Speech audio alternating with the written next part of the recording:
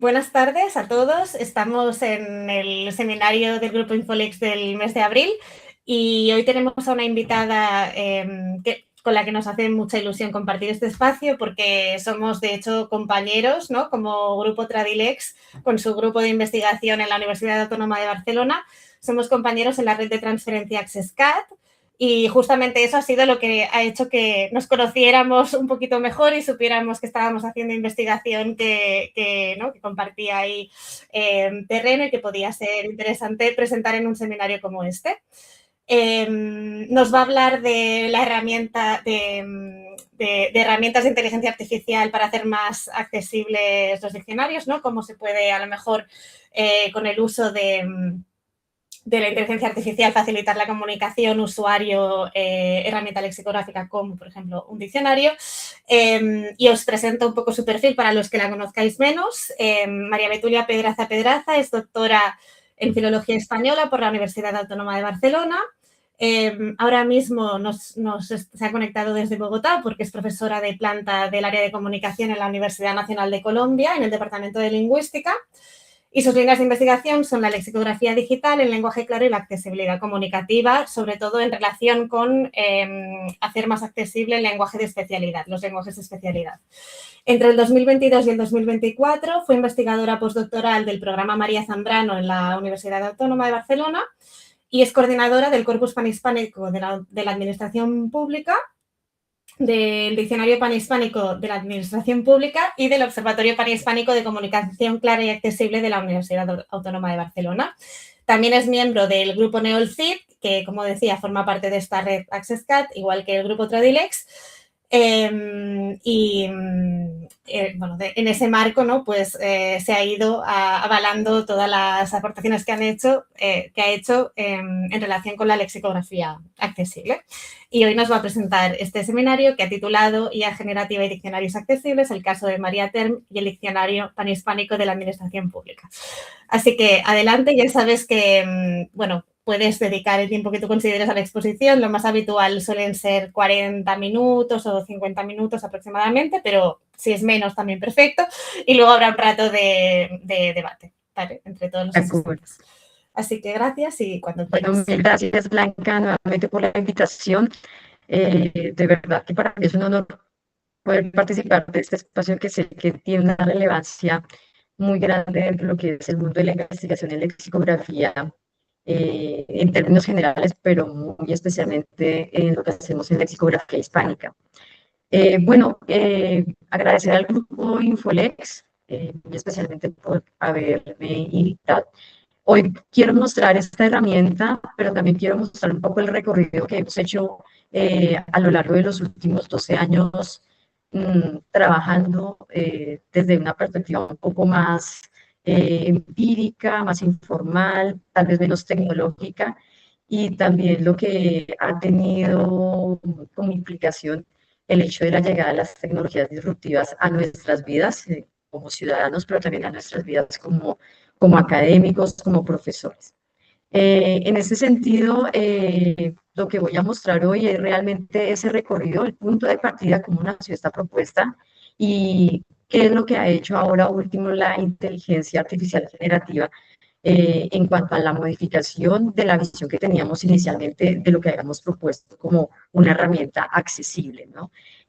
También hay que decir en ese sentido que esto surge como a partir de la necesidad que hay, ¿no? Una necesidad real de acceso a la información, pero también pensando siempre, y creo que cuando hablamos del lenguaje, claro, siempre lo decimos, ¿no? Estamos centrados en el usuario, pero difícilmente tenemos en cuenta sus necesidades reales de comunicación.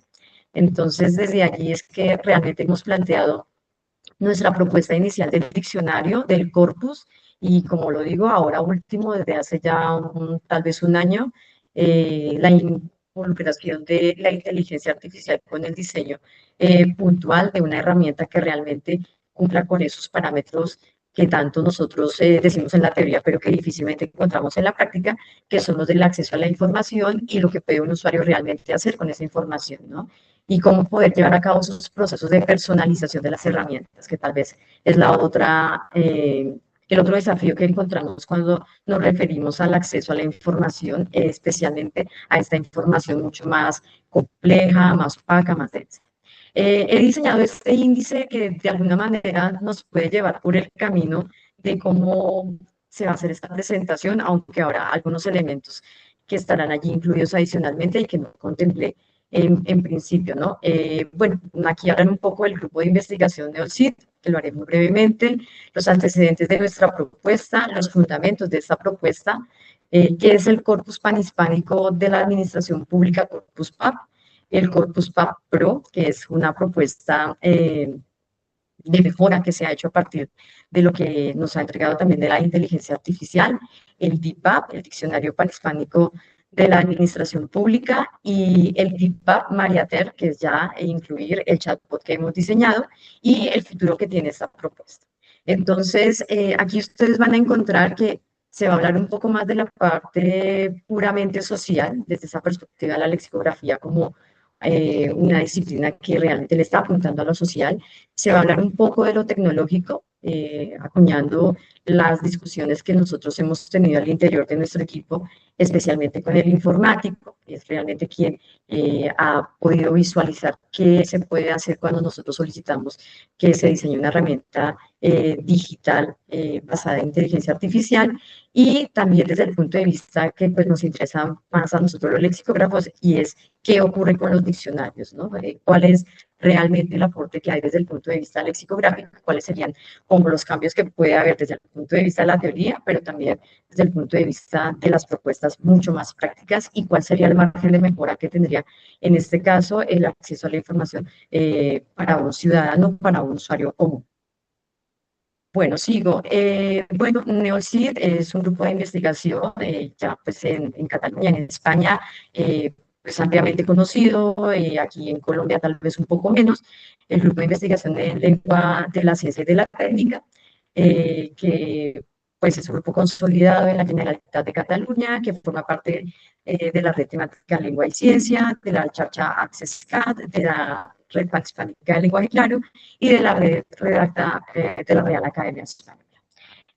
Nuestro grupo de investigación, pues, fundamentalmente se ha dedicado a los estudios diacrónicos de la lengua española, pero ya desde hace unos 12 años para acá, pues, hemos ampliado también las líneas de investigación y nos hemos dedicado a los estudios realmente sincrónicos y desde este ámbito más social. Entonces, la plataforma TUNEC, que forma parte de los recursos que ofrece el grupo, pues tenemos tres recursos importantes. Uno es el Diccionario y el otro es el Corpus PAP y el DIPAP. Yo me ocuparé de estos dos últimos, que son los que durante estos últimos 12 años pues hemos trabajado también de manera muy intensa, pero desde esa perspectiva de accesibilidad, del lenguaje claro y de simplificación, por supuesto.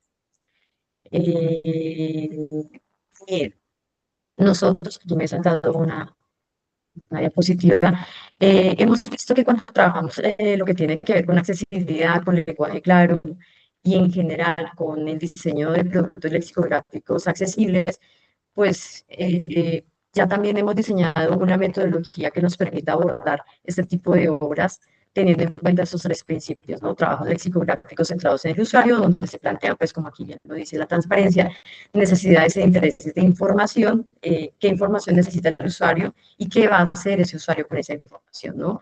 En ese sentido, surge también una pregunta que ya en la literatura está bastante documentada desde el punto de vista más teórico, y es quiénes son las personas que consultan los diccionarios, ¿no?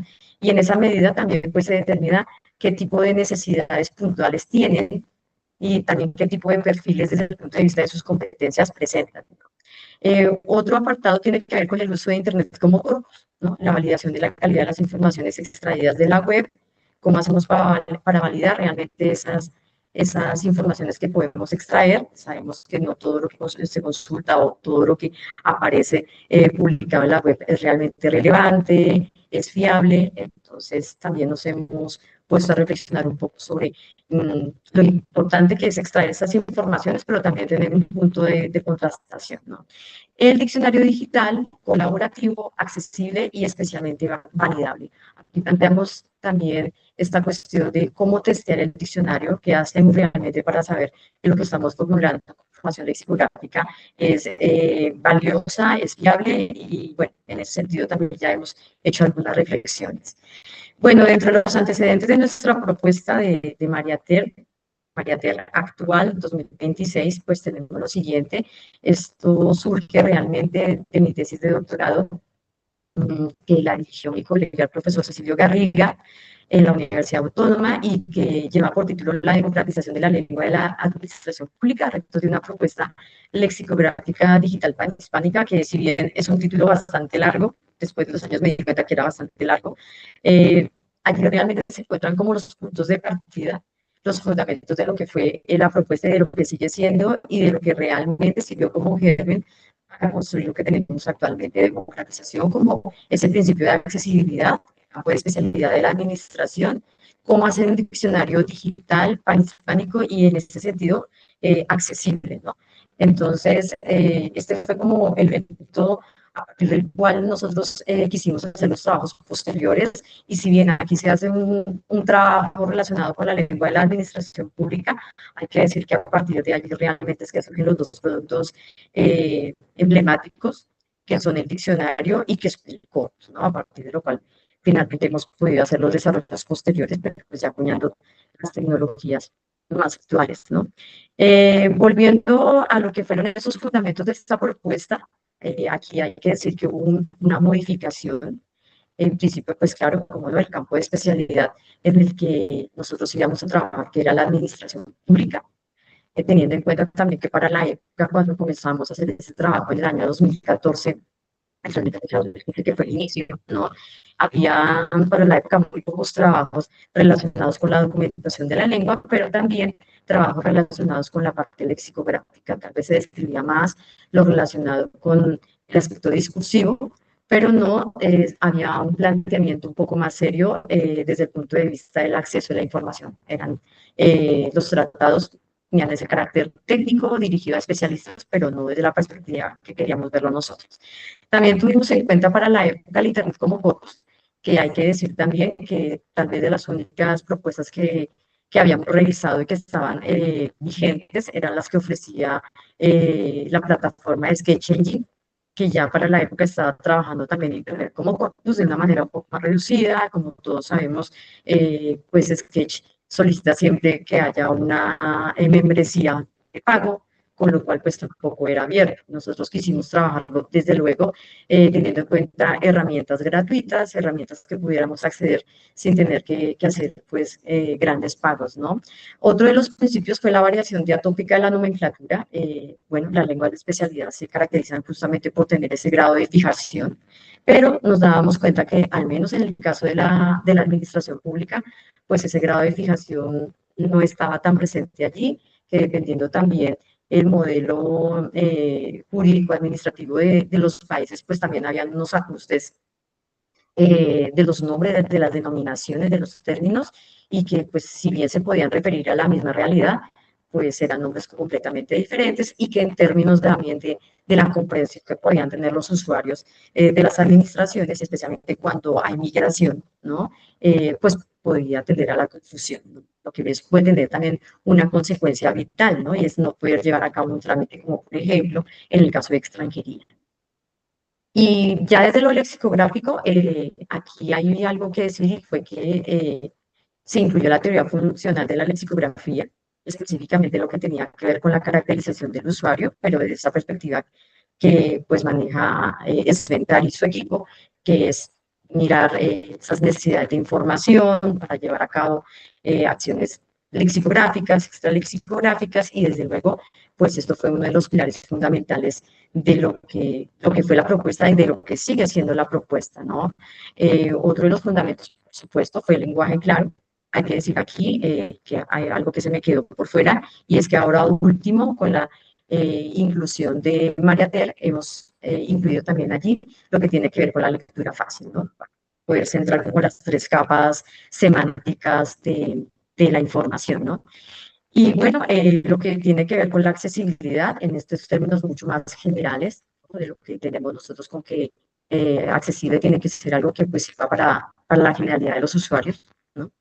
Y por supuesto, pues la gran inclusión que hemos hecho ahora último en el último año ha sido la inteligencia artificial generativa, que pues anteriormente pues no la habíamos contemplado, pues porque simplemente no estaba y no estaba al alcance pues, de cualquier persona que quisiera hacer algún tipo de trabajo o hacer algún tipo de margen de mejora a sus propuestas. Bueno, aquí pasaré también muy rápido, que es la administración desde esta perspectiva. Hay diversos sectores, por ende, pues hay diversas nomenclaturas, diversas lenguas en últimas, presta diversos servicios y esto tiene una implicación desde el punto de vista comunicativo porque claro, hay diversos servicios, pero también hay diversas exigencias para el ciudadano, lo que va a hacer necesariamente que la persona esté documentada o que tenga algún tipo de conocimiento sobre cuáles son esos servicios, pero también cuáles son esas denominaciones que hay dentro de cada una de las prestaciones que hace el Estado, ¿no? Bueno, y después de haber hecho esa revisión, pues me daba cuenta, nos dábamos cuenta también al interior del equipo que habían unos fallos muy grandes de comunicación, que si bien ¿no? Había un problema que estaba allí establecido, que era la comprensión de la información, o que había demasiada información técnica, pero también que había un desconocimiento muy marcado por parte de las personas sobre cómo funcionaban las administraciones, pero además del funcionamiento, de cuáles eran esas voces muy específicas con las que tenía que estar familiarizado para poder tener esa comunicación horizontal realmente. ¿No?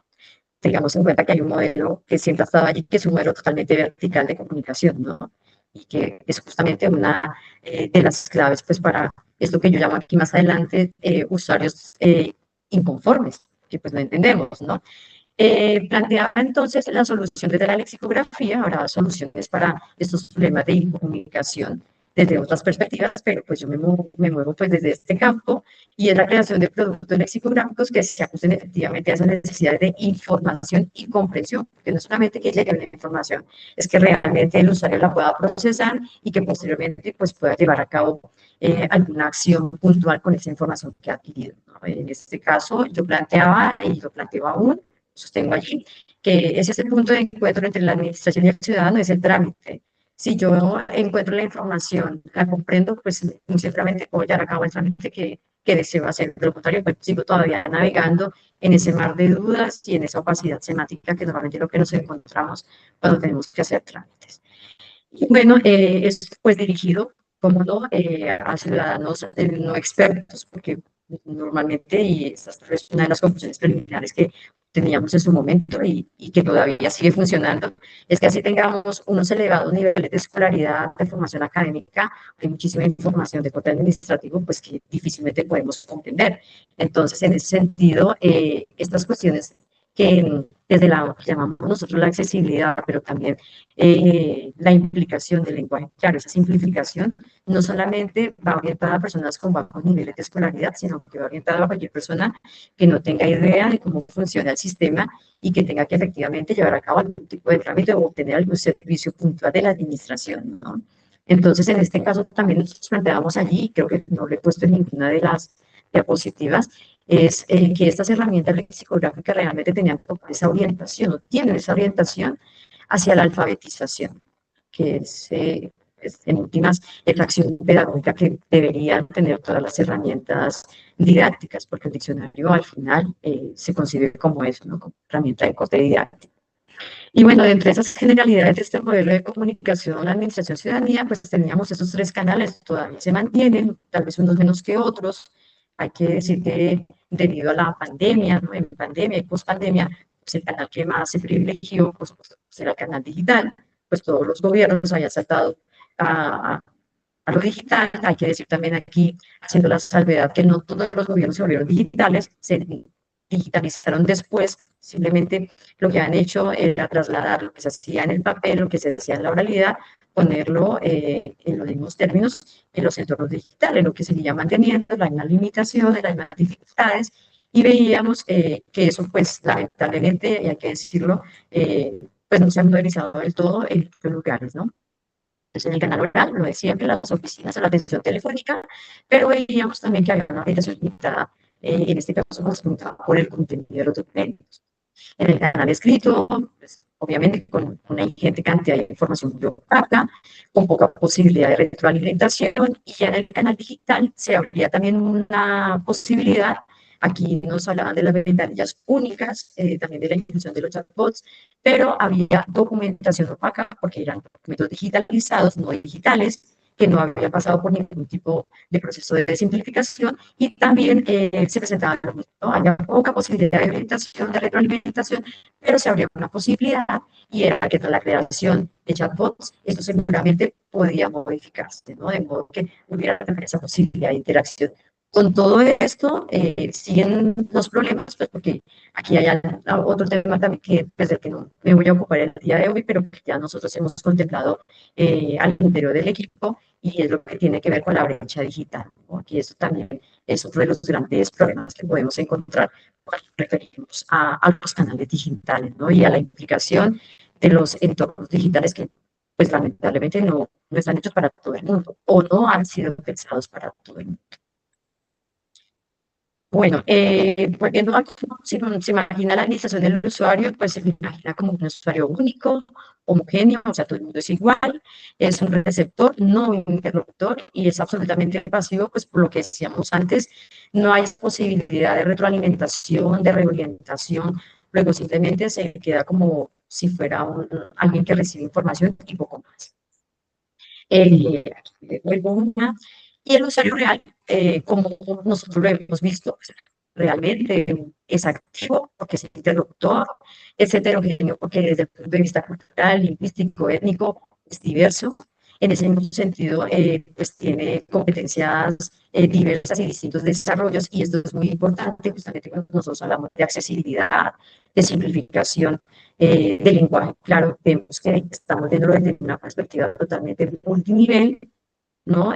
Donde no podemos cambiar un solo tipo de simplificación para una sola persona, porque las preguntas que tienen las personas cuando consultan la web, por ejemplo, son diversas, son amplias, y en ese mismo sentido, pues habría que contemplar cómo hacer para adaptar los contenidos a multitud de personas con multitud de competencias conceptuales, léxicas, terminológicas, con diversos panoramas lingüísticos, culturales, técnicos, ¿no? Entonces, desde esa perspectiva, pues también estábamos pensando qué hacer, ¿no? En ese sentido, pues bueno, la llegada de las tecnologías disruptivas nos hizo también ver que hubo un cambio de paradigma, ¿no? El circuito de la comunicación desde la perspectiva administrativa también cambió. Ya las administraciones tenían que pensar un poco más cómo comunicarse, pero llegaba el gran reto que tal vez nosotros al interior de las conversaciones que hemos tenido en la charla Access Card, y es como personalizar la comunicación, ¿no? La comunicación, en este caso, desde la perspectiva accesible, ¿no? Cómo personalizarla, qué hacer cuando tenemos tanta diversidad. En principio, y para la época, nosotros planteábamos que esa caracterización del usuario se tendría que hacer a partir de las necesidades de información. Y en ese sentido, ¿cuáles son esas necesidades de comprensión, las necesidades de producción? ¿No? Porque, bueno, no todo el mundo está recibiendo la información, la tiene que comprender, pero seguramente tiene que producir algún tipo de documento administrativo, o tiene que ir a una oficina y tiene que interactuar con alguien, o por el teléfono tiene que interactuar con alguien, o incluso si utiliza un canal digital. Para esa época, obviamente, no habíamos contemplado el uso de la inteligencia artificial, esto lo hemos incluido ahora último, ¿no? El uso de la IA para adaptación de contenidos, y dentro de esa caracterización, desde luego, está esto, ¿no? ¿Quién es el que consulta y cómo hacemos nosotros para llevar a cabo ese proceso de adaptación? Entonces, con lo cual, ha habido también un margen de mejora porque hemos podido incluir también dentro de esa caracterización y esa personalización ya lo que nos puede ofrecer la inteligencia artificial adaptada también a nuestra necesidad de investigación. Para 2019 nosotros habíamos obtenido esa caracterización de usuarios, sin contar obviamente con lo que estamos hablando que nos ofrece la tecnología, pues los informes del Banco Interamericano de Desarrollo, ¿no? Sobre cuáles eran las necesidades reales de los usuarios para la época en relación con la administración pública en América Latina y el Caribe, los informes de percepción ciudadana de la prestación de servicios públicos de la Dirección de Gobernanza Pública, también de España, y otros informes sobre percepción ciudadana de países y comunidades autónomas también que nos ofrecía el gobierno de España para la época. Entonces, todo era realmente obtenido a partir de documentos públicos, pero esas caracterizaciones a veces tienen un problema y es que hay un sesgo en relación con la cantidad de gente que se encuesta, ¿no? Aquí se le pregunta y qué tipo de respuestas nos pueden dar. Pero en últimas era con el material con el que contábamos y bueno, pues lo hicimos de esa manera, ¿no? A partir de ello nos dábamos cuenta también que había una serie de ayudas que en teoría estaban dentro de las webs, ¿no? De la administración, porque hay que decir que ese trabajo se hizo inicialmente, se ha hecho, se ha seguido haciendo inicialmente teniendo en cuenta estas webs institucionales y nos dábamos cuenta que había glosarios escondidos en las webs y como estaban escondidos, pues obviamente eran muy difíciles de consultar por cualquier persona. Pues nosotros que estábamos en el nivel de académicos, pues queríamos saber dónde estaban, queríamos verlos de otra manera, pero un ciudadano difícilmente llegar a consultarlos, ¿no? El otro fenómeno que había allí era que las definiciones que allí contenían estos glosarios eran supremamente técnicas, muy opacas y difícilmente accesibles, ¿no? Otro de los problemas que encontrábamos, más bien otra de las ayudas que se supone estaban allí dentro de los documentos, eran unas definiciones de documentos administrativos, pero que a veces pues, no eran muy claras. En otros casos eran claras, pero no tenían tampoco ese objetivo que era tratar de ayudar al usuario a llevar a cabo una acción desde el punto de vista extralexicográfico. Otro tenía que ver con la simplificación de documentos administrativos, que ya para la época se estaba hablando de los laboratorios de simplicidad, al menos aquí en Colombia se hablaba de ello, y se había hecho un ejercicio muy interesante de simplificación de documentos. Y bueno, nos dábamos cuenta que faltaba algo, y era ver si se podía hacer la simplificación todas las veces. Entonces decíamos nosotros que cuando no es posible hacer esta simplificación, ¿qué se podía hacer? Nosotros teníamos, y creo que aquí pues nos hemos mantenido, ¿no? Que una solución posible era justamente desarrollar una propuesta lexicográfica en lenguaje claro y que podría llevarse a cabo realmente. Aquí nos paramos nosotros y entonces diseñamos o pusimos las primeras piedritas sobre lo que era el corpus PAN, o el corpus panhispánico de la administración pública que comenzó realmente una gran idea en 2015, pero que comenzamos a poner los primeros fundamentos en el año 2016 y surgió pues, como eso, como una idea que sale del producto de una tesis de doctorado y donde queríamos realmente materializar un poco lo que desde la teoría estábamos planteando. Entonces, este corpus que ustedes perfectamente pueden consultar en este momento en www.corpuspad.com, realmente es como una propuesta de corte colaborativa, porque pues, finalmente lo que nosotros pretendemos con estas herramientas es que haya esa interacción entre el equipo lexicográfico y tanto investigadores como ciudadanos comunes, que buscaba y que busca realmente albergar tanto un banco de datos compuesto por términos, trámites y documentos, este matiz colaborativo y la discusión, y que albergaba también el diccionario. Y digo albergaba y lo pongo en pasado, pues porque tenemos ahora una propuesta un poco más novedosa, pero que siempre es bueno hacer este recorrido histórico sobre qué ha pasado en los últimos 10 años. Bueno, esta propuesta, pues, como es hispánica, que busca realmente es incorporar las voces que están dentro de la administración pública, pero pues la administración, después de la investigación realizada en mi tesis, pues veíamos que tenía más o menos unos 21 sectores dentro de lo que podíamos determinar. Claro, abarcarlos todos era imposible para la época y así que decidimos nosotros también hacer una delimitación en el campo y nos quedamos fundamentalmente con 4 sectores, ¿no? Educación, salud, tránsito y hacienda. Para la época también era muy complicado poder abarcar todos los países de habla hispana, no todo estaba en el ámbito digital, así que nos ubicamos fundamentalmente en 4 países, teniendo en cuenta demografía, sistema jurídico administrativo y en ese sentido poder generar también contraste desde el punto de vista terminológico. Entonces nos ubicamos en Argentina, Colombia, España y México. Y aquí, pues ustedes si acceden en este momento podrán encontrar un banco de términos, de trámites y de documentos. Hay que decir que para esto se hizo inicialmente, como se hacía casi que antiguamente, un manual a partir de los diccionarios existentes. Tomamos los diccionarios fundamentalmente jurídicos que tuvieran también esas marcas administrativas y en algunos casos pudimos encontrar algunos usuarios en línea y a partir de allí fue que lo hicimos manualmente, ¿no? Se hacía antes. Bueno, paso por aquí y voy a mostrar un poco pues, cómo es que estaba conformado y cómo está conformado este buscador que ya digo, sigue activo y se puede utilizar. En principio se contemplaban estos 4 países que podemos ver aquí en la diapositiva, Argentina, Colombia, España, México, pero posteriormente hemos podido incluir pues todos los países que están aquí, ¿no? Fundamentalmente todos los países de la España, ¿no? España, África y América. Y bueno, aquí en este buscador, que es un buscador basado en lo que nos ofrece Google, en las ayudas gratuitas de Google, se ha personalizado de acuerdo con, pues, con nuestras necesidades. Y bueno, hemos tratado de que este buscador únicamente nos ofrezca resultados relacionados con estos campos de especialidad. O sea que podemos buscar otro tipo de palabras y seguramente nos va a ofrecer información, pero va a ser limitada, ¿no?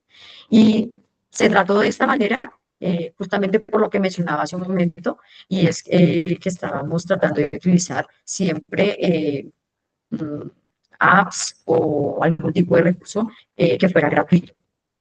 Con lo cual, aquí ustedes también podrían perfectamente en este momento, pues, consultarlo. Bueno, paso, quiero demorarme más allí. Ahora tenemos esta nueva propuesta que es el Corpus PAP Pro. Es el mismo corpus panhispánico, pero yo sí quisiera aquí establecer una diferencia muy marcada que hay entre la anterior y esta nueva propuesta que estamos realmente llevando ya un proyecto un poco más robusto. Y es que el anterior no tenía una base de datos, era realmente una web que teníamos que alimentar manualmente porque para la época pues no era práctico para nosotros hacerlo. Ahora ya contamos con una base de datos que nos permite obviamente hacer o que va a permitir hacer un cambio muy puntual desde el punto de vista de cómo se plantea la herramienta, pero también de cómo se puede consultar, ¿no? En ambos casos se sigue trabajando de la misma manera, son herramientas colaborativas, son herramientas en las que puede participar investigador, pero también puede participar un ciudadano común. En este caso, este corpus habla de la gestión para la tecnología administrativa, trámites, documentos oficiales y busca en miles de entradas organizadas por países y sectores. Ese es el objetivo que tenemos. Desde luego, es un trabajo bastante ambicioso, pero creemos que también puede ser una muy buena herramienta desde el punto de vista de la investigación. En este corpus, a diferencia del anterior que está totalmente abierto, ustedes pueden ingresar al corpus PAP normal y no van a tener ningún tipo de control para el ingreso. Aquí hay que abrir una sesión, hay que tener una contraseña, ¿no? Para poder ingresar y para poder tener su propio espacio de trabajo. En el corpus tenemos el explorador, el buscador y el constructor, que en el corpus anterior también lo teníamos, ¿no? Pero aquí, de alguna manera, lo hemos podido sintetizar de una manera diferente. Nos ofrece la misma cantidad casi de información, pero está organizada de modo que la interfaz sea un poco más amigable y que la persona que trabaje pues pueda hacer esta búsqueda de los elementos teniendo en cuenta también que puede apoyar ciertos elementos de programación como el mismo JSON que estoy señalando ahora mismo en el cursor, de modo que si alguien quiere hacer su propio corpus, pues también lo puede hacer. Bueno, paso. Ya aquí con el DeepPad, igual me volveré a mirar un poco las otras herramientas ahora que salga de la presentación porque están en línea. Hablaré un poco de lo que es el DeepPad, el diccionario panhispánico, y que es lo que tenemos ahora mismo. En la versión actual tenemos realmente 3 versiones. La versión actual que hay relacionada con la primera versión del corpus panhispánico. Este es nuestro diccionario, es una interfaz bastante limpia, que realmente está alimentada por lo que nosotros podemos encontrar en el corpus PAP. En este caso, pues nosotros hemos incorporado también lo que antes señalaba en relación con los elementos de accesibilidad, que es la parte de lenguaje claro, lectura fácil, pero también otras ayudas que nos puede ofrecer la herramienta, ¿no? Entonces, el DeepApp, pues es un producto lexicográfico integrado al proyecto Corpus PAP, ¿no? Que cuenta con estas definiciones simplificadas en lenguaje claro, ahora también en lectura fácil, desde una perspectiva panhispánica, que hay que decir que el hecho de que hayamos incluido los 4 países nos va a permitir siempre, y se darán cuenta con el ejemplo que miremos a continuación, permitirán siempre esa contrastación entre los 4 países, ¿no? Dándonos cuenta nuevamente de que esa variable que habíamos propuesto al inicio como uno de los postulados iniciales, de que en la lengua administrativa hay variación diatópica, pues se mantiene, ¿no? Se demuestra allí. Es una propuesta de diccionario digital, siempre lo ha sido, que busca adaptarse a cualquier usuario que necesite comprender términos, trámites y documentos de la administración. O sea, eso no ha cambiado, incluso incluyendo las nuevas posibilidades que nos ofrece la tecnología. Y la interrelación de estos constituyentes de la propuesta es que pues, el banco de datos, ¿no? Términos, trámites, documentos, la interacción colaborativa, ¿no? El nuevo diccionario y el equipo lexicográfico interdisciplinar pues mantienen una comunicación permanente, especialmente desde el punto de vista tecnológico, cuando en este equipo lexicográfico interdisciplinar, pues hoy por hoy es cada vez más importante, ¿no? Decía en principio también, y aquí ya sigo pasando un poco más rápido para ya ocuparme más adelante de lo que nos interesa en este momento, y es la implicación que tuvo la teoría de las funciones lexicográficas en este diccionario.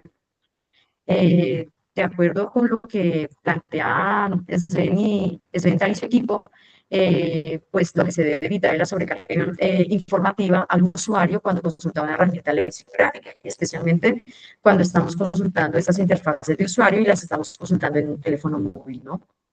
Cuando las vemos finalmente en el ordenador, pues no tenemos mayor problema, pero cuando tenemos que involucrarnos nosotros ya en un móvil, pues podemos tener más dificultades para poder acceder a la información. En ese sentido, nosotros decidimos que para este concepto de diccionario se plantean 3 bloques de información, de modo que la información más relevante quedará en el bloque de información visible. El lema, el país o países donde se usa el lema, el sector del que forma parte del término, la definición especializada con enlace fuente, o sea, con enlace a la fuente documental de donde salió, una simplificación en lenguaje claro, que también ahora tiene una simplificación en lectura fácil, y el contexto web que nos ofrecen las herramientas gratuitas de Google, que cada vez nos los están reportando menos, porque pues ahora todo casi que se ha monetizado, ¿no?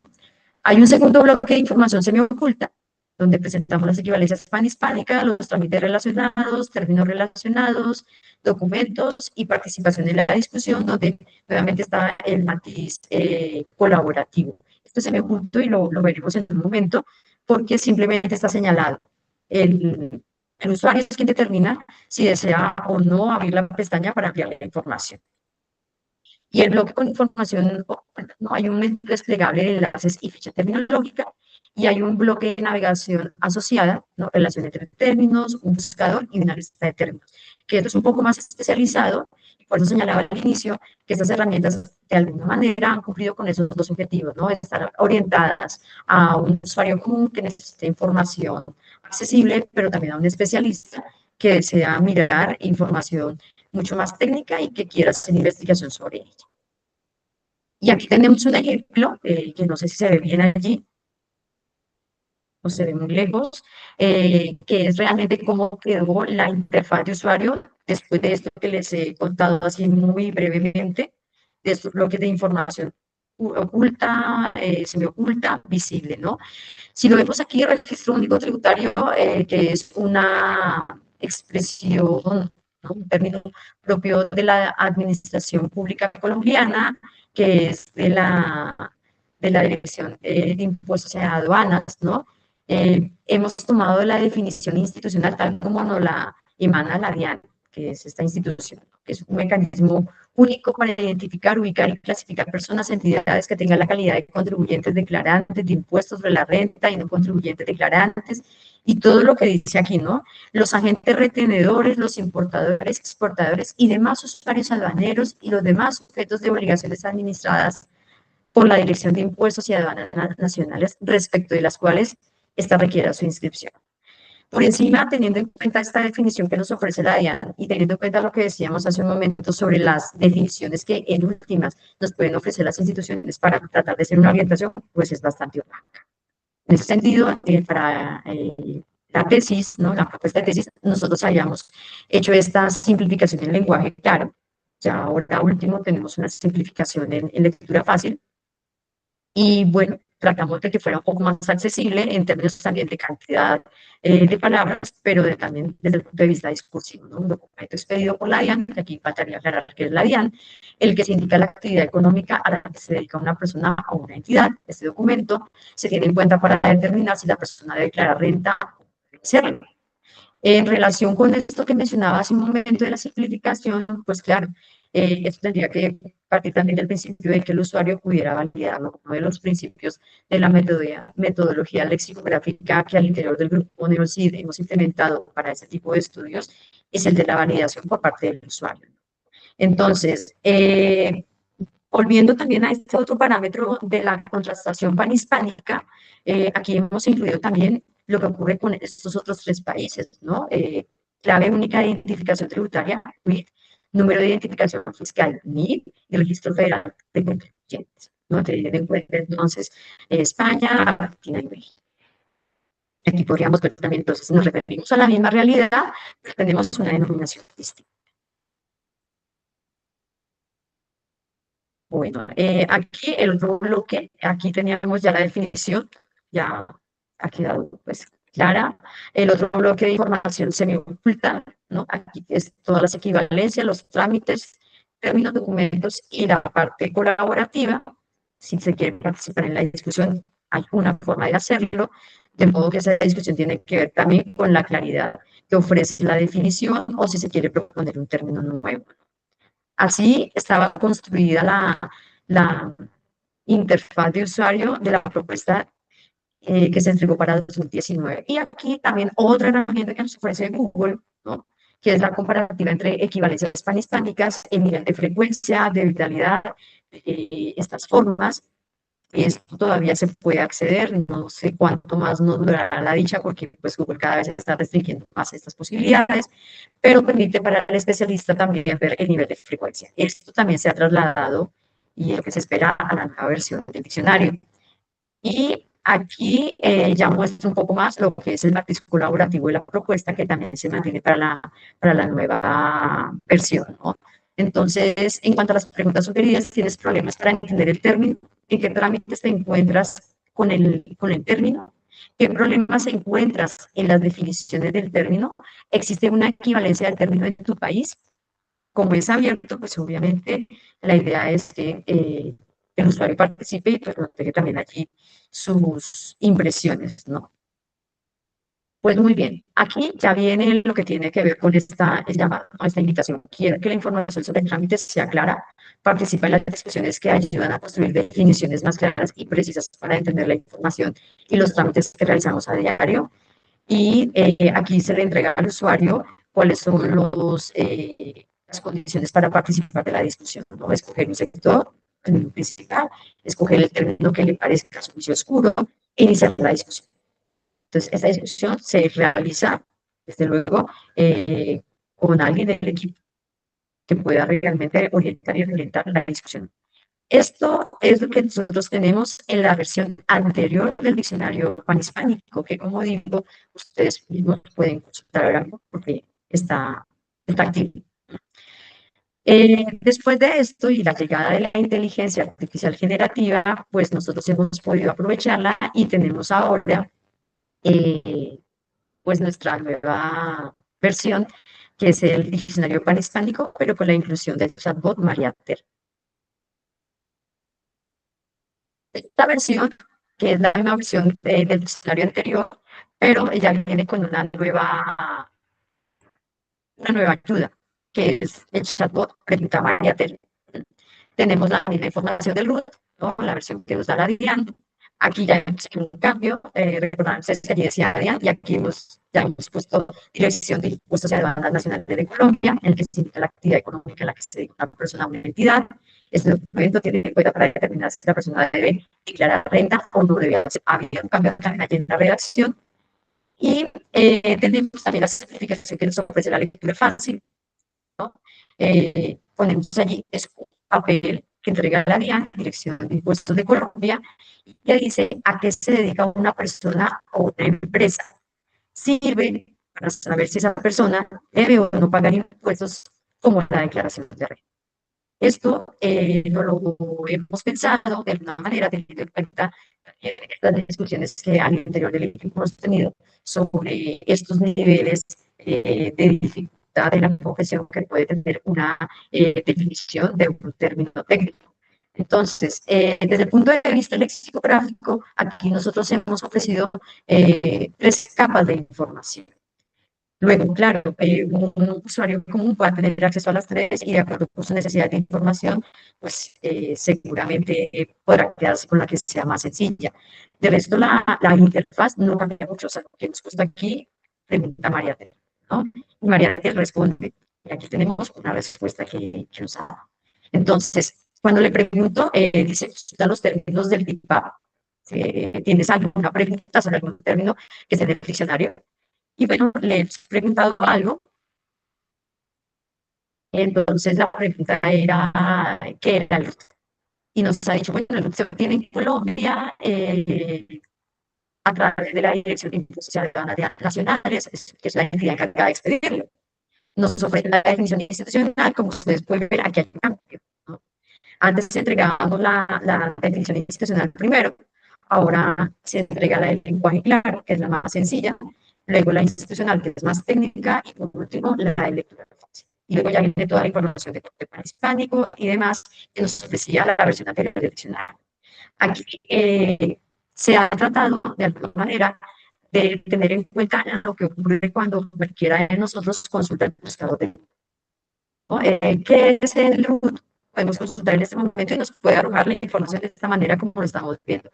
Que si lo vemos también es una forma muy amigable, tal vez muy intuitiva de poder llevar al usuario sobre este tipo de respuestas que suelen ser bastante técnicas, pero que pueden ser también muy difíciles de encontrar con bastante precisión, ¿no? Bueno, esta ha sido nuestra primera fase de lo que es Mariater, pero si ustedes se fijan, aquí en la parte superior de la transparencia, la pregunta era, ¿dónde obtengo el ROT? O sea, ni siquiera preguntábamos qué es el ROT, es dónde lo obtengo. Porque a partir de esto, nosotros pudimos ver que se necesitaba elaborar también sobre esta misma herramienta algo un poco más robusto que pudiera entender cómo es que la gente hace las preguntas en la web. Porque no siempre estamos preguntando por definiciones, estamos preguntando por acciones. Y allí es donde de pronto en los diccionarios de toda la vida, los tradicionales, tenemos serios problemas porque nos ofrecen definiciones, pero no nos llevan a la acción. Tenemos que deducir la acción. Pero si estamos frente a personas que tengan alguna discapacidad o alguno de nosotros que simplemente estemos con la necesidad de llevar a cabo algún tipo de trámite o acción puntual, en este caso, llevar a cabo el trámite del RUT, pues vamos a tener dificultades porque es muy probable que el diccionario especializado no nos ofrezca esta información. Con lo cual, quisimos darle la vuelta y aprovechar la forma como se pregunta realmente a la inteligencia artificial, que es lo que normalmente hacemos cuando hacemos ese tipo de consultas. Entonces, hicimos un cambio y el cambio tiene que ver con lo que señalaba antes. Antes nosotros trabajábamos sobre una web que teníamos que programar nosotros mismos, pero ahora estamos trabajando sobre una base de datos, sobre un sistema un poco más robusto que nos permite también alimentarlo con otras herramientas, con lenguajes de programación un poco más pesados, que en este caso, y hay que decirlo, la implicación que tienen los equipos lexicográficos es supremamente importante. Para el caso que nos ocupa, no sé si me salté esta diapositiva, creo que está más adelante, pero lo voy a señalar ahora. El equipo lexicográfico nuestro y el equipo de trabajo que está detrás de estas herramientas, pues está constituido por Jacobo Izquierdo, que es nuestro informático, pero que también es nuestro especialista en administración pública y que se dedica a la ciencia de datos, por mi colega el profesor Cecilio Garriga Escribano, conocido por todos, y yo misma.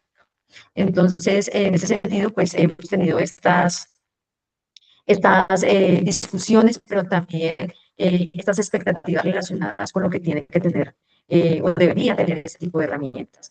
En vista de eso, pues bueno, hemos hecho ya un cambio, y ha sido un cambio de fondo, sin desconocer lo hecho ya durante estos últimos 12 años, y es nuestra nueva herramienta que se llama DeepUp App, que también en este momento ustedes la pueden consultar, pueden ingresar en ella.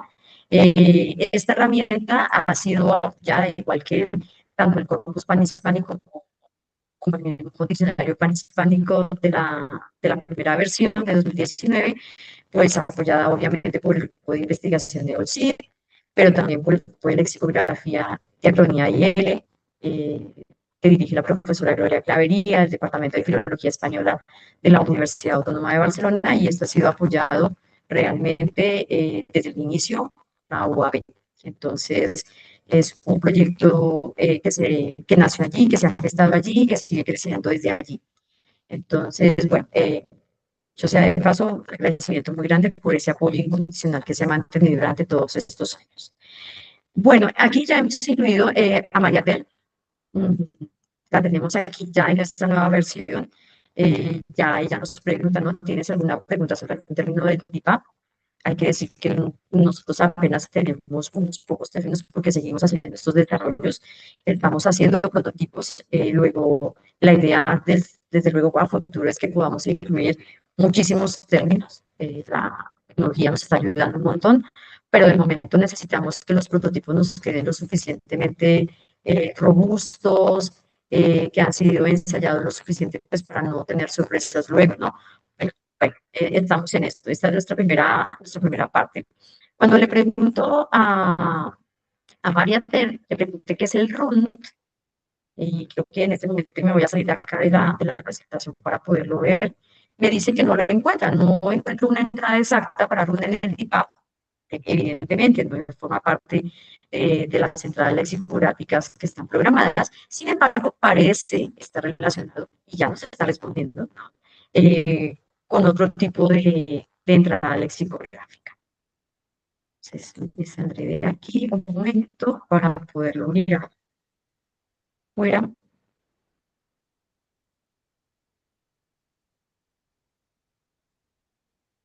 Dejaré de compartir un momento porque quiero que lo miremos en la aplicación.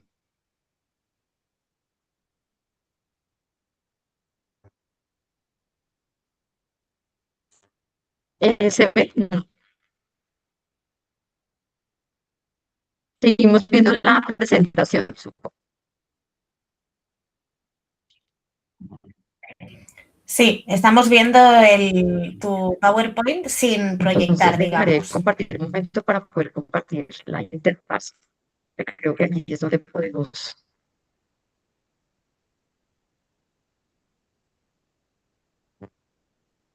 Bueno, estoy parada acá en mi interfaz y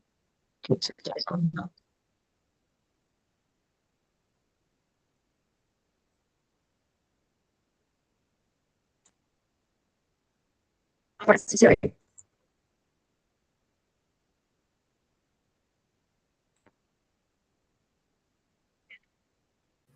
Sí, yo creo que sí. Nos quieres hacer como una demo, ¿no? Sí, yo creo que lo Se vemos ve, bien lo que ¿no? quieres enseñar. Sí, perfecto. Entonces, estaba yo Sí, preguntando a mi amiga María Tere, eh,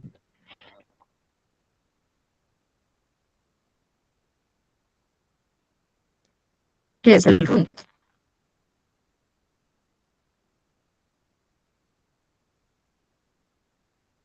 Está pensando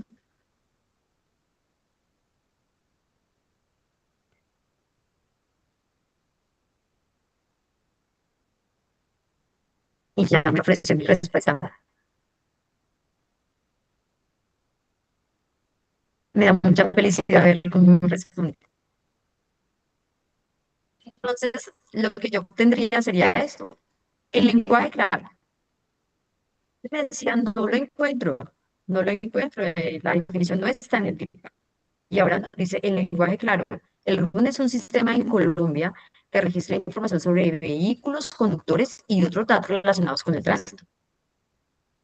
La definición institucional, el Registro Único Nacional de Tránsito, es una base de datos oficial en Colombia que centraliza y administra información sobre vehículos, licencias de conducción, infracciones y otros aspectos de tránsito y movilidad. Y en lectura fácil, es un lugar donde se guarda información sobre carros y conductores en Colombia. Que puede ser mejorable, claro, porque esa es nuestra forma de haber diseñado, de haberlo programado, ¿no?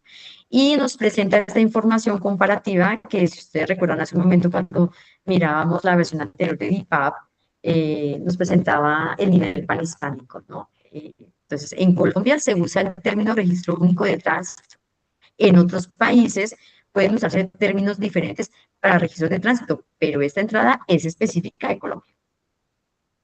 Detalle lexicográfico, sustantivo propio relacionado con registros de tránsito y movilidad. Términos relacionados, registro de conductores, registro automotor, licencia de conducir, pero también hay unos enlaces relacionados que, si ustedes recordarán, estaban dentro de ese bloque de información semioculta, que se trámites relacionados. Aquí nos lo entrega de una manera más sencilla. Si la persona quiere ir a investigar un poco más sobre el trámite, sobre el nuevo documento, puede hacerlo. Aquí le ofrece la información y aquí pues, nos dice que en el DIPAP, el RUN, pues abrir definición con todo y que todavía no está, ¿no? ¿Quieres que te explique algún trámite o documento relacionado con el RUT? Entonces, como podemos ver hasta aquí, María Ter no simplemente ofreciendo información de tipo lexicográfico, desde esta perspectiva mucho más tradicional, sino que de alguna manera nos ofrece esa información ampliada que normalmente un usuario desprevenido que está preguntando qué es eso, sería la información que buscaría o que desearía encontrar. Pero además cumple con otro objetivo que nosotros habíamos planteado desde el principio de nuestras propuestas, que tal vez lo señalé al inicio de la presentación, que es cumplir con ese parámetro puramente pedagógico, ¿no? Cómo alfabetizar al usuario que quiera saber más información. Y aquí le está señalando, ¿no? ¿Quieres que te explique algo más? O lo que hay es suficiente, como cuando se consulta el ChatGPT, ¿no? ¿Quieres que haga algo más por ti o es suficiente? Pues bueno, más o menos así funciona, ¿no? Pues muy bien, de aquí creo que ya me saltaré un poco a la otra parte. Esto es lo que tenemos en esta versión de María Ter. Bueno, muy bien. Y ahora, pues ya llegaremos al punto central de cómo hemos llegado hasta la nueva versión de Mariater. Esta es nuestra versión anterior de hace unos meses y ahora tenemos una que ya compartiré.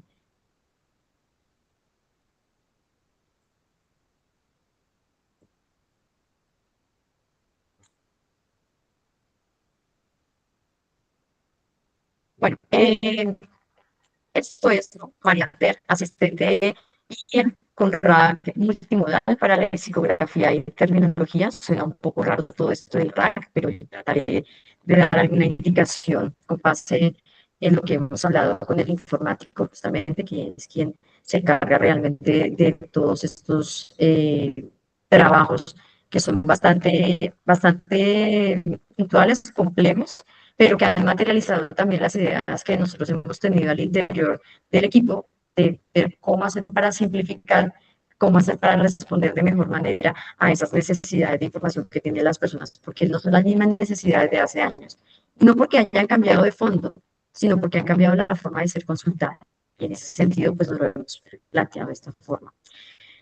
Bueno, lo que hemos encontrado hasta el momento es que los diccionarios, en términos generales, se siguen manteniendo como esos recursos muy estáticos, que casi como que la evolución no ha llegado hasta allí, sino que se ha mantenido como de alguna manera el mismo diccionario tratando de satisfacer las mismas formas de consulta.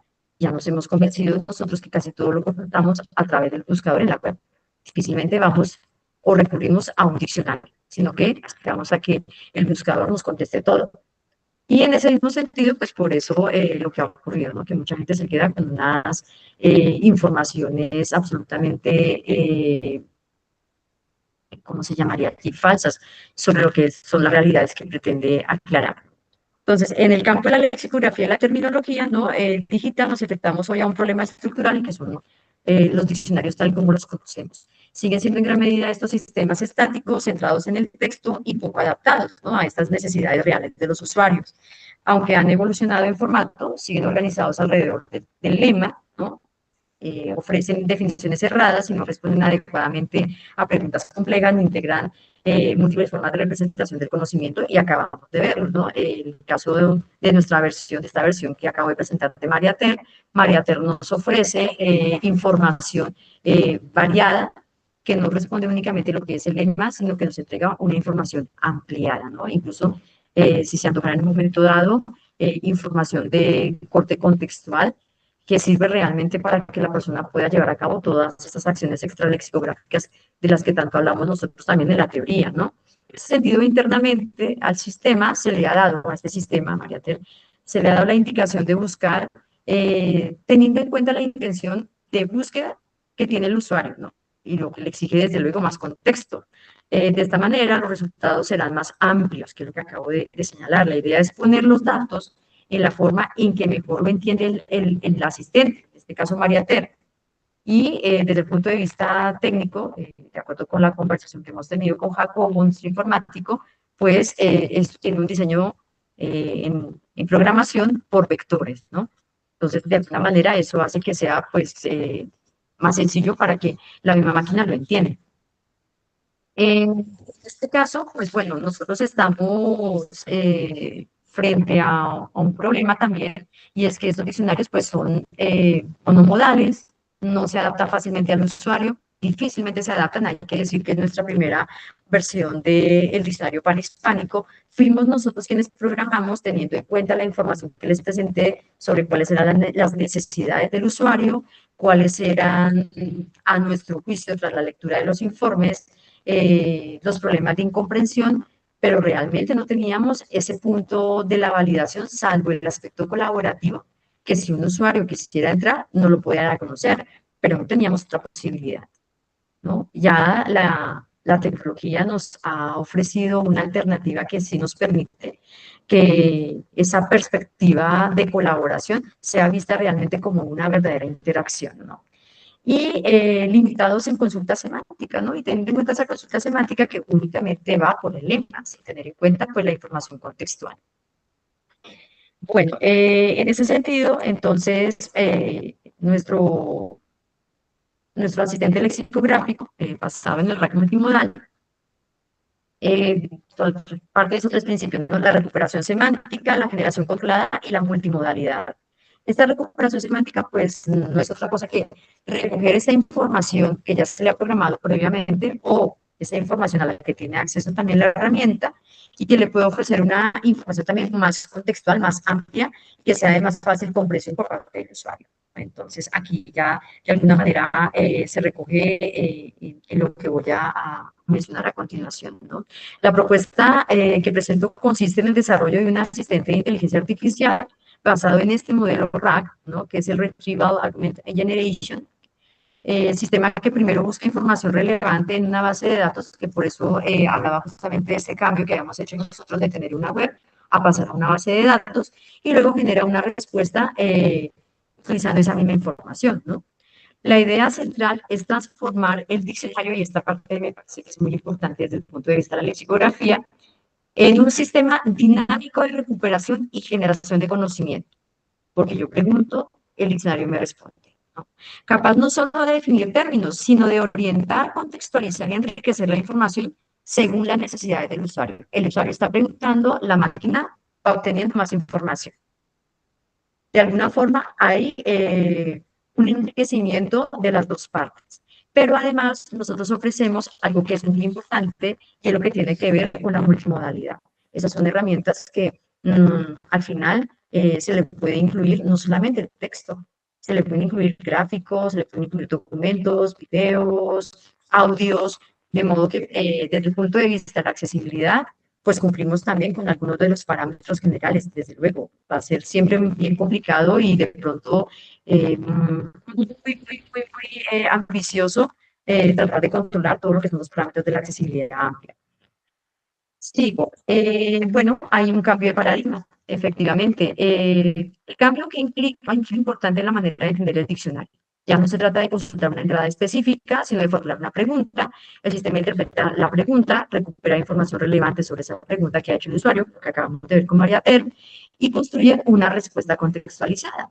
En lugar de ofrecer únicamente esa definición fija, el sistema genera la respuesta que combina la definición, una explicación y cuando es necesario los elementos visuales o documentales, que es lo que señalaba acá hace un momento, ese matiz multimodal. Y dentro de esa arquitectura general, pues se han tenido en cuenta estos elementos, estos componentes, ¿no? Desde el punto de vista técnico, el sistema se organiza como una arquitectura compuesta por componentes interrelacionados. El flujo general comienza con el usuario que interactúa a través de una interfaz web, la que acabamos de ver.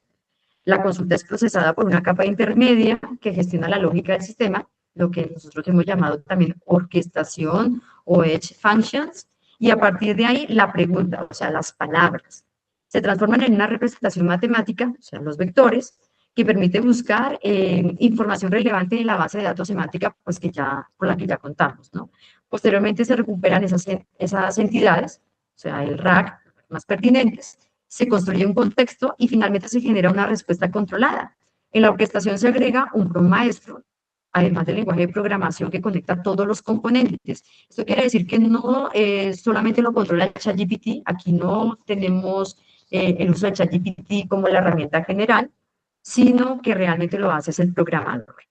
Se presenta al usuario que incluye el texto y si procede también se le entrega el contexto multimedia. De modo que, de alguna manera, este modelo de OpenAI, como aquí está en la diapositiva, sí hay una generación de contenido, pero es una generación controlada, porque la información que ofrezcamos de allí debe ser una información fiable, verificable y que cuando el usuario la obtenga, pues pueda trabajar con ella sin mayores restricciones, pero también con la confianza de que le estamos ofreciendo una información cierta, a diferencia de lo que puede ocurrir cuando consultamos la web general. Y bueno, por último, pues se le da esa respuesta al usuario, que es lo que necesita, lo que acabamos de ver. La arquitectura general desde el punto de vista técnico, que me permito leerla, porque esto es ya uno de los campos propiamente dicho de nuestro informático. Está compuesta, desde luego, pues por esto que la base de reconocimiento híbrida, que de alguna manera nos lo ha puesto allí como que son todos los datos almacenados y conectados entre sí a través del índice semántico, que llama, lo que se llama en informática el motor RAG y también el RAG en términos muy genéricos. Uno de los elementos fundamentales de este sistema de base de conocimiento es que adopta efectivamente ese enfoque híbrido. ¿Y a qué se refiere este enfoque híbrido? ¿No? Mantiene una estructura relacional propia de la lexicografía tradicional, lo que nosotros vemos en el diccionario de toda la vida. Hay una relación entre los elementos que forman parte de la entrada lexicográfica, donde el lema sigue siendo el eje organizador, o sea, esto allí no cambia realmente, pero por otro lado, incorpora ese modelo flexible que permite almacenar la información semiestructurada. O sea, en este caso, ¿para qué me sirve un documento? ¿No? ¿Para qué me sirve el root? ¿Para qué me sirve el runt? ¿No? Y no es qué es el root o qué es el root, ¿no? Lo que facilita integrar distintos tipos de datos y relaciones. Esto convierte al diccionario, y esta es una parte que es muy importante para nosotros, en una base de conocimiento ampliada, capaz de evolucionar y de adaptarse, que es lo que estábamos viendo con el ejemplo que consultamos hace un momento, ¿no? El núcleo semántico del sistema, ¿no? De este sistema, permite recuperar la información no por coincidencia exacta de las palabras, sino por similitud de los significados, que es lo que hacemos cuando consultamos también la web del buscador de Google. Para ello, la pregunta del usuario, que es lo que acabamos de hacer, se transforma en un vector y se compara con otros vectores almacenados en el sistema. Y ese mismo proceso permite que se recupere la información de una manera más flexible, pero también más cercana al lenguaje natural, superando pues esas limitantes que nos da la búsqueda tradicional. Bueno, ¿cuáles han sido las bases de conocimiento que nos ha ofrecido nuestro informático? Pues se ha basado en estos programas, en el Progress SQL, en el JSON-BG, en entidades conectadas, pero ha mantenido desde el punto de vista lexicográfico, que es lo que le hemos solicitado siempre, que el lema pues, se constituya en el eje. De modo que dentro de esa concepción híbrida que mencionaba hace un momento, el lema sigue siendo el centro, con todo y que debe haber como un punto de partida que permita también al sistema poderse ubicar, ¿no? Y poder entregar información que sea coherente a la búsqueda que está haciendo el usuario. Y el motor RAG, ¿no? Los embeddings, los vectores, esa búsqueda vectorial que hace directamente el sistema, el ranking híbrido del que estamos hablando en ese momento, y esto que él llama el CAP, que seguramente las preguntas serán relacionadas con este aspecto mucho más tecnológico. Les agradecería que no las hicieran, porque, claro, la idea es que ustedes puedan conocerlas, pero se las responderá desde luego nuestro informático. Bueno, y aquí hay un motor generativo, ¿no? De dónde sale toda esta información, el que organiza el contenido recuperado, que construye una respuesta precisa, adaptada al contexto, ¿no? De lo que está buscando el usuario. Y hay siempre un control de la calidad de la información que se ofrece, que eso es fundamental. Y desde el punto de vista de lo que se llama la orquestación, que lo había mencionado tal vez antes, pues el sistema hace una construcción del contexto, hace una selección de entidades y hace también un control de respuesta. En esta selección de entidades, en informática, según lo que me mencionaba el informático en las discusiones, pues tiene que ver con qué tipo de elementos semánticos son los más propicios para poder entregar la respuesta a una propuesta de calidad que se ajuste también a las necesidades del usuario. Y en el modelo de respuesta, pues vendrá la definición, vendrá una orientación, que fue lo que nos ofreció el ejemplo anterior, y si es el caso, si ya hemos podido incluir elementos multimodales, pues también lo sabrá. Asimismo, desde la perspectiva de lo que puede hacer el usuario, nosotros hemos planteado acá algo que se llama los modos de orientación de esa información. Hay un modelo básico, ¿no? Por el que hace la pregunta del usuario, ¿no? Que son esas preguntas generales, ¿no? ¿Qué es? También hay una respuesta que puede ser técnica, una que es contrastiva, por ejemplo, en este caso, cuando hablamos de la propiedad tópica, y una procedimental. ¿Qué hago yo con este documento? ¿No? ¿Qué hago con el root? ¿Qué hago con el rule? Esto es lo que se ha contemplado para que el sistema responda. Y responda, pues, encuentra desde luego las preguntas más comunes. Ya como para cerrar esta parte y poder ver esto materializado en dos diccionarios, ¿no? Tenemos que además del texto, pues es la parte multimodal, esto que ya casi pues, que todos sabemos, las imágenes, los mapas, los gráficos, los documentos, los videos que sirvan como apoyo a la información puramente textual, que es la que está marcada realmente como lexicográfica. Y desde la parte del sistema que se hace, entonces pues hay un control que se hace con el sistema de recuperación de información, que tiene también unas reglas para recuperar esa información, hay un estructurado, que permite que esa información se dé según también pues, las necesidades de ese usuario que está preguntando, y esa reducción de alucinaciones, que igual como esto se basa en inteligencia artificial generativa, pues no estamos exentos a que alucinen. Y la idea, como estamos hablando de trámites, es que se baje en la medida de lo posible. Y bueno, el aporte a la lexicografía, que es un sistema dinámico, o sea, el diccionario es un sistema dinámico, hay una interacción con el usuario, se entrega información contextualizada porque el usuario no la está pidiendo, y desde luego se hace una ampliación semántica y un enriquecimiento semántico de los términos, ¿no? En términos de lo que es, para qué me sirve la información que estoy buscando y para qué nos sirve a nosotros para alimentar nuestra base de datos. En últimas, y a la conclusión que hemos llegado, es que el diccionario evoluciona hacia un sistema enriquecido que acerca al usuario al conocimiento, pero el conocimiento ampliado, y no solamente de esa perspectiva lexicográfica, sino desde esa perspectiva real. ¿Para qué me sirve lo que estoy averiguando? Y ya para cerrar, he traído este ejemplo. Al comienzo, tal vez, de la presentación, yo hablaba que el diccionario tradicional tenía muchos inconvenientes de accesibilidad. Y buscando, me fui a ver qué teníamos en el diccionario panhispánico del español jurídico sobre la RUT, y me ofreció lo siguiente. Me dice que es efectivamente el registro único tributario, pero me llamó poderosamente la atención, me lo pone en finanzas, bueno, podría ser Hacienda, pero dice Argentina y Uruguay, y no menciona Colombia.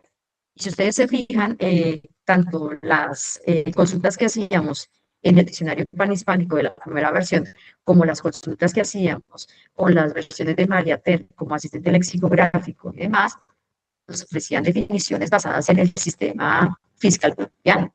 Con lo cual me llamó poderosamente la atención porque, claro, este diccionario, pues desde la Real Academia, de la SALE, pero es el diccionario técnico jurídico por excelencia al que la mayoría de personas acudiría, no acudiría al nuestro, porque no tiene tanta divulgación ni tiene tantas entradas. Estamos haciendo prototipos, con lo cual la información que se llevaría al usuario sería esta. Y diría, bueno, en Colombia no se usa. Y sin contar tampoco con la definición que nos ofrece, ¿no? Registro para los trámites de inscripción de los contribuyentes en el gravamen y de declaración de todas las modificaciones de sus datos, ceses de jurisdicciones, cese parcial y total de actividades y o transferencia de fondos de comercio, fusión y decisión, para lo cual se utilizará la clave única de identificación tributaria y la clave fiscal otorgada por la Administración Federal de Ingresos Públicos. Que si al final yo, sin saber qué es el RUT, hoy lo consulto, no entendería qué es. Aquí no tengo la posibilidad de investigar, ni de averiguar, ni de preguntarle a nadie, o sea que no tengo tampoco cómo poder llevar a cabo ese proceso de reglamentación, porque simplemente es un diccionario que se ha digitalizado y no es un nativo digital, y eso también tiene unas limitaciones desde el punto de vista de la construcción de la herramienta. Nosotros, por nuestra parte, ofrecemos esta nueva versión que es el diccionario panhispánico, efectivamente, pero ya incluyendo el RAG y la inteligencia artificial generativa de otra manera. Con lo cual, ya establecemos realmente una conversación con el diccionario. Y aquí, yo ya me había puesto a conversar con él y le he hecho preguntas a veces un poco tontas, ¿no? Como, ¿qué es Sinri? Y me responde, no lo tengo, pero te puedo responder de otra manera, si te lo quieres hacer una cita. Y aquí, esta versión del diccionario, que es realmente el asistente María Ter, asistente lexicográfico de IA para el diccionario, la interfaz, ya tenemos la nueva versión del DeepA, pero con María Ter un poco más ampliado. Me permite también mirar los términos a manera de lista, algo que yo también pueda saber. De momento contamos con muy pocos y será mucho más fácil, pero con el buscador seguramente ya la persona podrá también saber con qué cuenta, ¿no? Y le hace una pregunta, bueno, el root, ¿qué es el root? Y me dice, es un número de identificación que te da el gobierno para saber quién eres, dónde estás y qué impuestos debes pagar. Definición de lectura fácil, el root es un carnet para pagar impuestos. Y me dan dos sinónimos con unos términos relacionados y me dice que hay unos equivalentes panhispánicos en México y en España. Y también me habla de los términos de los trámites y términos relacionados. Bueno, me sigue ofreciendo información. También me ofrece la misma información que me ofrecía la otra interfaz, si lo que quiero es, por ejemplo, revisar estos aspectos de atópicos, parte de lo que nos ofrece Google. Pero algo que es muy interesante es que mi interfaz y en este modo de Mariatel, nuestra nueva versión de Mariatel, la última, pues de alguna manera ya nos ubica que es en Colombia, que no es en Uruguay, sino que estamos en Colombia y que es un sistema en Colombia que permite identificar y clasificar a las personas y entidades que deben cumplir las obligaciones tributarias. Entonces, como para cerrar, ya con esto cierro, es que son las dos perspectivas del diccionario. Un diccionario que está trabajado a partir de inteligencia artificial, pero que realmente responde a una necesidad no solamente de información, sino de ampliación del conocimiento, que cumple con ese matiz alfabetizador que es tan necesario, pero que no decepciona a quien está buscando, como fue el caso cuando consulté el RUT en el Panhispánico del Español, que me dejó con unas limitaciones de información muy grandes, que seguramente tendría que seguir navegando en la web para poder encontrar una información que realmente respondiera a mis necesidades y que, bueno, que podría generarme mucha frustración a la hora de acudir a un diccionario. Entonces, bueno, en esto estamos. Hasta aquí hemos llegado con el equipo. Y bueno, muchas gracias. Creo que me excedí en el tiempo hace rato, pero espero que haya valido la pena.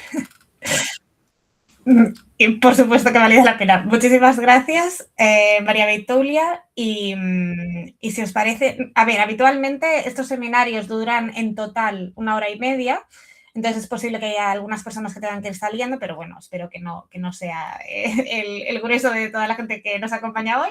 Así que los que estéis por aquí todavía, que todavía sois mucha gente, ¿te parece bien que dejemos de compartir, Sí, María claro Beitoulia, que para sí. vernos un poco más? Vale. Bueno, pues quien tenga preguntas o comentarios, yo puedo ir a lo mejor dando la palabra o leyendo si alguien quiere intervenir por el chat, lo que queráis. ¿Alguien se anima? a hacer comentarios. Sin palabras. ¿No? Bueno, yo empiezo diciéndote una cosa, que es que una cosa que me ha gustado mucho de la presentación es que en este momento en el que no parece como que con la inteligencia artificial todos los trabajos se pierden, ¿no? Como que toda la gente formada en letras, bueno, hay gente que tiene mucho miedo sobre su futuro. Creo que tu presentación deja muy claro cómo de importante es, ¿no? Que haya personas detrás para hacer una buena, o sea, una herramienta que efectivamente sea útil. He estado haciendo pruebas justamente con algunas consultas que hacías en ChatGPT y se veía la diferencia abismal, ¿no? Entre lo que te responde una herramienta generalista, como puede ser un ChatGPT, versus esto que nos estabas presentando tú. Entonces, bueno, creo que hay un trabajo muy importante aquí, que supongo que ya lo tenéis previsto, que será de comunicar esto a la sociedad de forma que efectivamente se convierta en herramienta mainstream, ¿no? Porque si no, este trabajo inmenso, ¿no? Y gente que estáis haciendo va a ser difícil que llegue, ¿no? Pero bueno, bueno, que me parece que hay Gracias. ahí muchísimo trabajo y muy útil. Así que eso me ha gustado mucho. Mira, Laia te dice, no sé si lo has leído, Laia Vidal, que te dice, muchas gracias por la presentación. Ciertamente se trata de un trabajo innovador y muy No útil y puedo ver necesario. más. No sé si queréis intervenir con el micrófono. Sí, ¿No ves el chat? ya lo veo, ya lo veo, ya lo veo.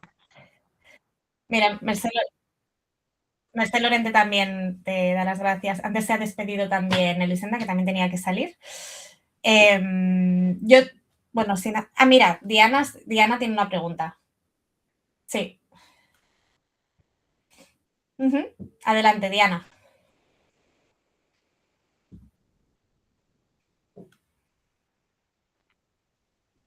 No te escucho, Marco. Hola, hola, Todavía ¿me no escuchas? está hablando. Sí, ahora sí. Hola, hola, ¿me Todavía no está escuchas? hablando el intérprete. Ahora sí. Bueno, muy buenos días para todos. Reciban un cordial y fraternal saludo. Muchas gracias, profe Betulia, por esta maravillosa invitación. Su exposición fue muy buena en relación a este tema de la lexicografía, ¿no? Y esta terminología muy propia de la administración. Y siento que esto es muy importante desde que iniciaste hablando del corpus, cómo ligaste esta herramienta con la inteligencia artificial para permitir de una u otra manera que nosotros como usuarios podamos acceder a este documento y comprender este texto desde ese lenguaje claro y esa lectura fácil, ¿no? Y bueno, ahora que pues estamos con esta era digital y podemos acceder a todos estos contenidos, pues para mí es muy interesante porque lo relaciono con mi área, con la lengua de señas colombiana, ya que pues encontramos información en diversas lenguas, encontramos muchos documentos en lengua escrita y demás, pero ¿qué encontramos en lengua de señas colombiana? Entonces pienso también en construir un corpus que pues beneficie también a mi comunidad desde este aspecto lexicográfico. Entonces, realmente muchas gracias, profe, por estas recomendaciones que nos diste. Pues tú sabes que yo soy licenciada en matemáticas y pues que también hay mucha terminología, ¿no? Hay muchos neologismos que hacen falta en esta área y que realmente es muy bueno empezar a construir este corpus y pues realmente veo beneficioso esta sesión. Me dejaste pensando muchas cosas, la verdad, en cómo desde esta era digital puedo construir ese corpus claramente en lengua de señas para permitir que sea pues accesible claramente a la población sorda. Muchas gracias, Diana. Sí, tendremos que seguir conversando porque, bueno, ya hemos hablado, lo poco que hemos hablado sobre tu propuesta, creo que también esa reflexión sobre cómo vivir la tecnología es necesaria. Ya, de alguna manera, lo había mirado, especialmente teniendo en cuenta que aquí mismo en la Universidad Nacional hay un profesor del Departamento de Matemáticas que también está muy interesado primero, en tratar de generar algún tipo de estandarización de lo que es la lengua o el lenguaje utilizado en las aulas de los colegios, ¿no? Que es tal vez el primer asunto que habría que resolver. Pero también en esa misma medida, ver cómo la inclusión de esas herramientas ayudan a que la población sorda pueda tener acceso a esta terminología y que no se convierta realmente en una barrera, que es lo que ocurre normalmente porque pues no hay manera de hacerlo, ¿no? Entonces creo que sí, y definitivamente se deja la puerta abierta para que no solamente ese matiz panhispánico como lo estamos viendo nosotros, los oyentes, ¿no? Y de este ámbito específico se tenga en cuenta, sino que también estas otras diversidades se puedan involucrar dentro de lo que es la construcción de las herramientas. Y creo que, bueno, en el seminario de grado hay que decir que Diana Milagros es alumna, la tengo en el seminario de investigación 2 de la maestría de lingüística acá en la Universidad Nacional y estoy asesorando su proyecto de tesis. Y bueno, no lo habíamos, porque pues no ha habido manera por lo del paro de hablarlo, pero efectivamente creo que involucrar también estas otras lenguas, no solamente la lengua de oyentes, vale la pena, porque aquí sí hablaríamos realmente de lo que son esos principios de la inclusión y de la accesibilidad, pero esa accesibilidad en mayúsculas, ¿no? Que normalmente a veces se reduce únicamente a unos colectivos con unas necesidades muy específicas, pero nos damos cuenta que esto es supremamente amplio, que se expande cada vez más, ¿no?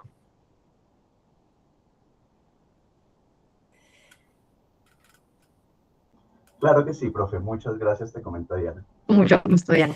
Muchas gracias. Muchas gracias a las dos, ¿no? Por la pregunta y a la respuesta. Tienes una pregunta de Hamud Nasser en el chat. No sé si la llegas a leer, la leo en voz alta por si acaso. Felicidades por la magnífica intervención. Me preguntaba si existe o conoces una página web que usa la IA para guardar los textos ya traducidos. Como bien explicaste antes, que en esta página de diccionario puede guardar los términos para, no entiendo muy bien eso, pero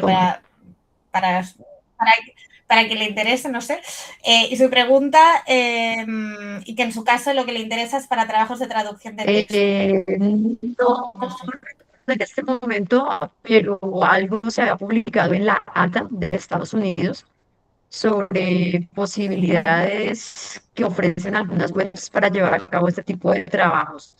No sé, ahora mismo se me escapa si de pronto la plataforma de Stage Engine puede ofrecer algún tipo de ayuda en relación con esta pregunta, que creo que sí tienen bastantes avances en relación con ello, pero habría que ver porque incluso los traductores como DeepL, ellos mismos ofrecen muchísimas opciones también para que se puedan hacer no solamente los procesos de traducción, mejoramiento de la traducción, DeepL ya ha incluido también IA, con lo cual creo que puede ser una